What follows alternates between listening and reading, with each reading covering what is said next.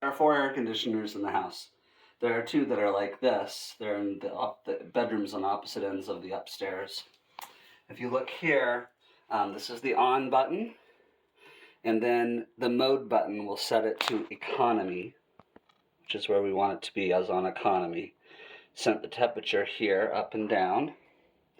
If you want it to run for a while and then shut off, you can run it in sleep mode.